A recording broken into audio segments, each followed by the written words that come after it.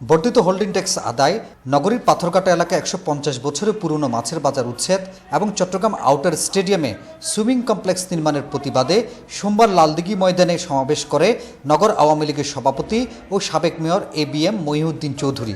সমাবেশে city mayor আজম নাসিরের বিরুদ্ধে বিভিন্ন অভিযোগ তুলে ধরেন।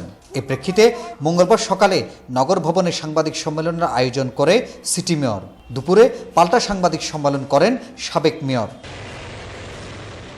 মহিউদ্দিন চৌধুরী ১৭ বছর মেয়র থাকাকালে চট্টগ্রামের কোনো উন্নয়ন হয়নি দাবি করে আজম নাসির বলেন, মেয়র হতে পারেননি বলেই মনের যন্ত্রণা থেকে সাবেক মেয়র পাগলের প্রলাপ বকছেন। এখন ঠিকাদারটা তো আগে এখানে ঠিকাদার তালিকা দেখলেই বুঝবেন যে ওই মেয়রের আমলে ওনার কারা কারা নিকট আত্মীয় কারা, পরিবার সদস্য কারা এখানে ব্যবসা বাণিজ্য করছেন, সবগুলো ডকুমেন্টারি। কোটি টাকা এগুলো অপচয় করা হচ্ছে এবং আত্মসাৎ করা হচ্ছে, এগুলো সবগুলো জেনে শুনে করা হচ্ছে এবং এইগুলো সবগুলো জব চট্টগ্রামবাসী জানতে চায়। এদিকে দুর্নীতির অভিযোগ চ্যালেঞ্জ করে বর্তমান মেয়রের বিরুদ্ধে খুনিদের ইন্ধন এবং খুনের ঘটনার সাথে জড়িত থাকার অভিযোগ করেছেন সাবেক মেয়র মহিউদ্দিন চৌধুরী।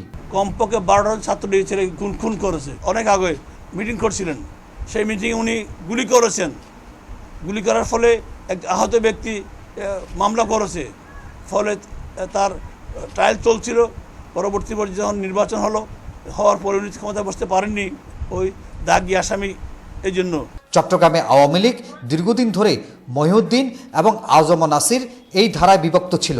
গত কয়েক বছর ধরে সেই দুই ধারা সুপ্ত থাকলেও সম্প্রতি বিরোধ আবার প্রকট আকার ধারণ করে। হাসান ফেরদৌস, ২১শে টেলিভিশন, চট্টগ্রাম।